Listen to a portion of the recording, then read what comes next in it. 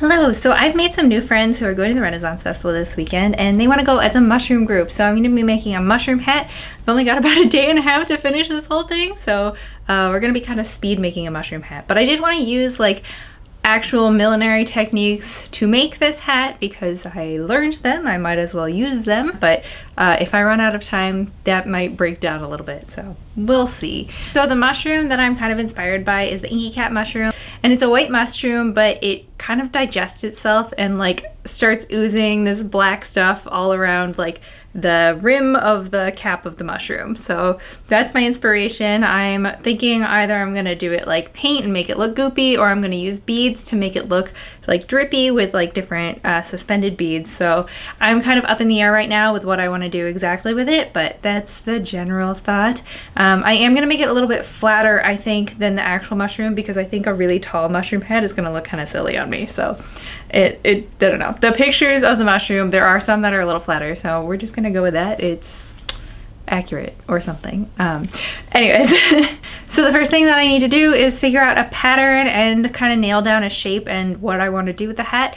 But before we get started with that, I wanted to thank our sponsor for today, which is GlassesUSA.com. GlassesUSA.com is an online glasses retailer, as the name suggests, but they cut out the middleman so they can offer over 10,000 different pairs of frames, from their own in-house designs to brand name designs, for up to 70% off. So shopping online for glasses can be kind of iffy if you are the type of person who likes to try stuff on before you buy it. So I am that kind of person. But GlassesUSA.com has a risk-free shopping experience, offering free shipping and returns and a 100% money-back guarantee for up to 14 days. So you can try stuff on and then return it if you decide you don't like it. Also, if you're indecisive like I am, they have a quick quiz that will help you find the right frames for you based on your face shape and your needs. They also offer blue light blocking lenses, which protects your eyes if you're staring at the computer screen for a really long time. So that's really nice. Since I spend a lot of time editing, the blue blocking feature of these glasses is really helpful for preventing eye fatigue. In addition to the quiz, they also have a virtual try-on feature, which lets you upload a picture of yourself and virtually try on different frames to find like what looks best on your face without having to like actually try them on.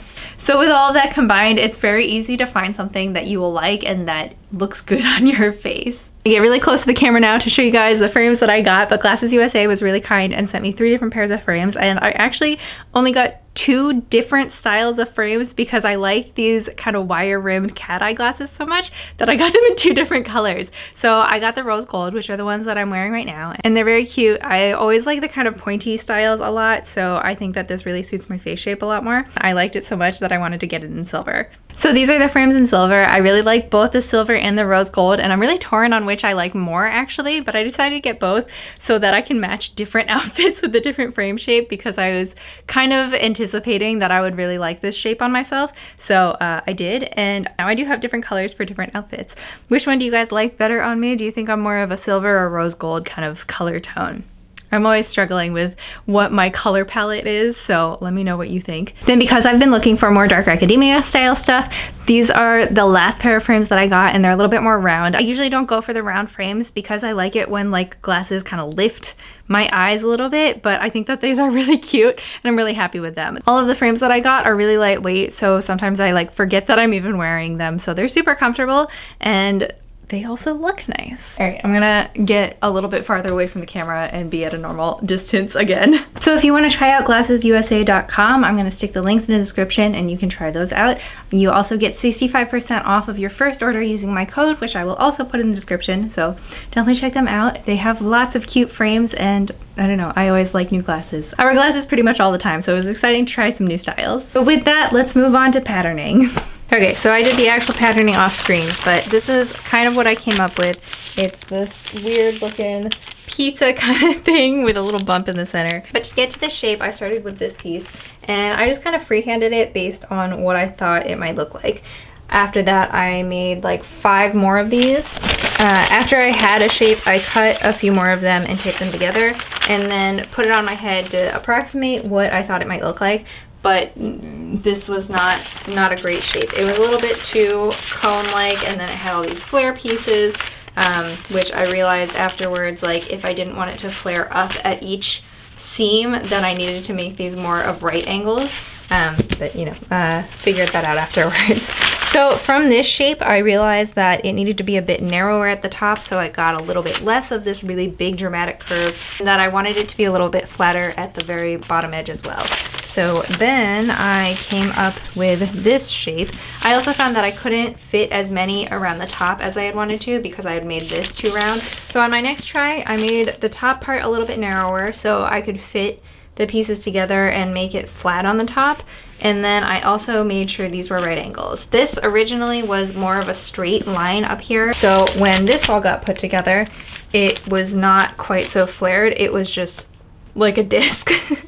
So from there, I decided that I needed to scoop a little bit out from this side here, and that's how I got this. It doesn't look perfect, obviously, because it's made of paper and it's not a very substantial paper. If you want to make a really good mock-up of a hat that you're going to be making out of Buckram, then you should use poster board, because that will be more accurate to how it'll actually look. This is kind of a guess, and I'm just gonna hope that it turns out. So now that I've got my pattern piece, I'm going to cut this out of Buckram. I have actual millinery Buckram, and then I also have this softer stuff.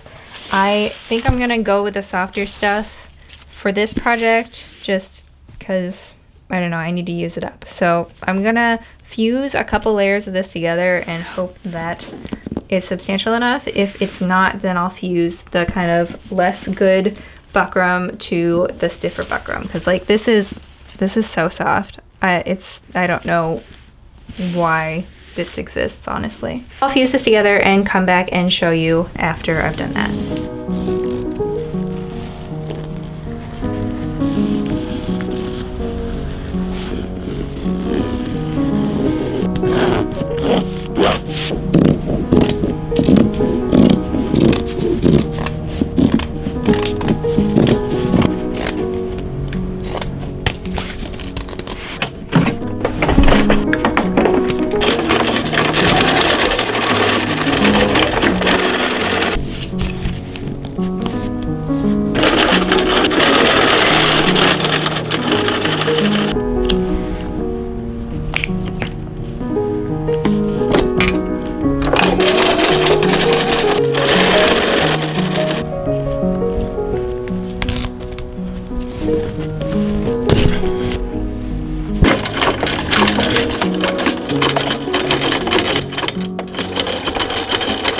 I just used spray adhesive to get this fabric on here, and it's not perfect, but I kind of wanted the like ripples and stuff so it looks a little bit more like a mushroom.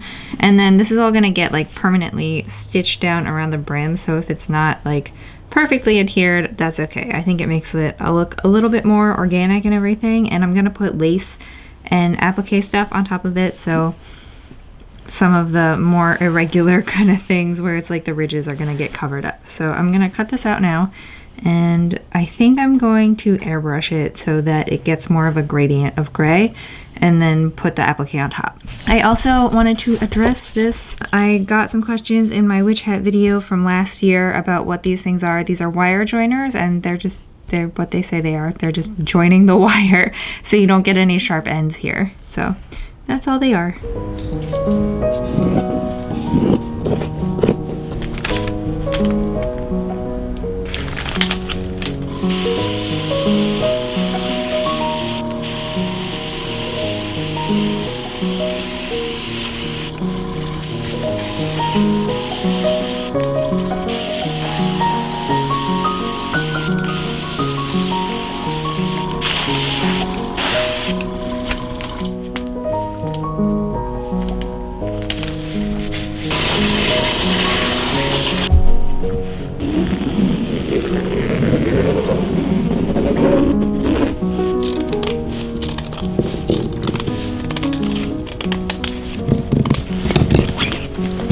To get the kind of roughly gathered gills on the underside, I'm going to cut a circle that will give me a circumference that's like double the current circumference of this hat brim, so that when it gathers up, it's like ruffled and everything. I think that'll work, because then I can just also do that for the inside part, and that will still get me like hopefully the right diameter. I guess if that doesn't work out, then I can just make it so it fits the outside, lay it flat on the brim, and then just cut it wherever it ends up so that it's flat. So I think that'll work, hopefully.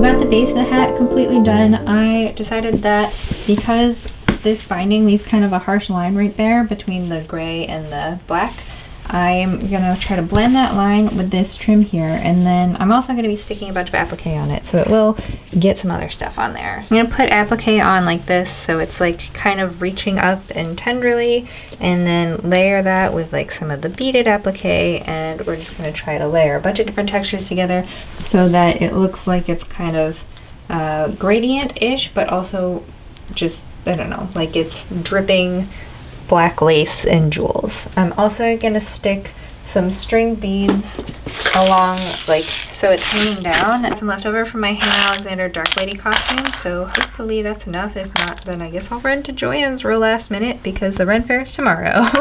But that's what I'm gonna spend the rest of the day doing, is just sewing on lace and beads, and you know, I'll stop when I get tired and just keep going and adding as much stuff as I feel like. Okay, for chill costumes.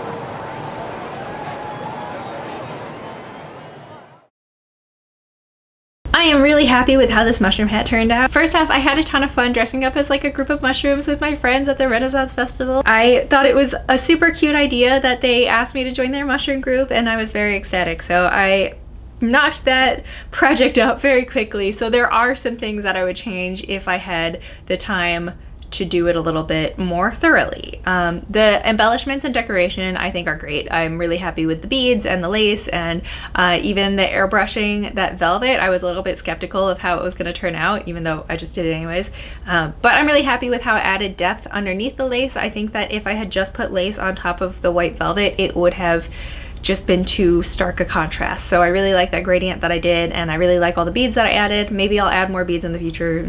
Probably not though. I'm gonna move on to other projects. I am also happy with how the ruching underneath turned out. I think that looks really good, and it looks like gills. So essentially, like, pretty much everything that is decorative and embellishment I am really happy with. I think all of that went really well, and it took me a while, but I like the staying up late. I don't know if it was necessarily worth it, because I did catch a cold afterwards, so I think it tanked my immune system a little bit. Wasn't COVID, did multiple tests, don't worry, but I did catch a cold because I hadn't been sleeping much because I was working on this hat. Not great life choices. So was it worth it? I don't know, but it turned out how I wanted it to look, so that's always good. For the structure, however, I'm not super happy with the structure. So the buckram that I have is not very good buckram. I got it on sale, like very discounted, from a dance company that was going out of business. So this was a local dance company in Pittsburgh when I used to live over there, and they were, I think the owners were retiring or something, so they were liquidating everything. So I bought a roll of buckram from them. This was before I took millinery, so I didn't know that it was kind of not great buckram. After I took millinery in grad school, I realized this was not very good. So buckram is supposed to be pretty stiff. It's supposed to be the structure in your hat that like keeps everything looking like a hat. This buckram is very soft. I don't know if it was used for something else entirely, like it's a dance company, not really a like full-on costume and millinery company, so maybe they were using this buckram for other things. I have no idea. I keep trying to figure out projects for it, and none of them ever go very well. So that was my first problem, is that this buckram was just not structurally up to what buckram normally does. So if I had used a different kind of buckram that is like proper millinery buckram, that probably would have gone better. But also I kind of rushed through the patterning because I was on such a time crunch, and I really wanted to get to the embellishment because that was the part I was excited about. So the structure, I think I could have done a different pattern. I think if I had made it a little bit more sloped rather than very flat. If you look at pictures of an inky cat mushroom, they're very like bell-shaped. There are some that are flatter, so that was kind of why I justified it to myself that I could have a flat one, but they are, like, most of them are very bell-shaped. So I opted to go for not that, because personally I think that would not look great on me, having the big bell shape. And I also didn't want a giant hat because I've seen people try to maneuver in them at the Renaissance Festival, and it always looks like a bad time. And I go to the Renaissance Festival to have fun and chill out, and not to sit there trying to maneuver my way through a bunch of people with a giant costume. That I save for anime conventions. So I knew that I wanted something that was a little smaller and flatter and easier to manage. So that was why I went with the flatter one. However, I think that I would have wanted it to be a little bit less flat. So I think with my patterning, I could have made it so it was a little bit more three-dimensional and sat higher off of my head, because as it is, the crown of the hat and where it was sitting around my temples, like it was resting on top of my head. So that's not what I wanted. I had wanted it to be supported from my actual, like, around my temples and like around my ears, rather than it's just sitting flat on top of my head. So didn't like that. By the time I realized that was happening, that was partially due to my patterning, and then also partially due to this buckram that I used being so flimsy. I had already gone too far, and I wasn't gonna go back. I think that in the future, if I were to pattern this differently, I would make it so that it the curve on the shapes was a little bit more dramatic, so that I did get a little bit more of the bell shape, and then also using a buckram that is actually meant for millinery rather than like this weird flimsy stuff that I have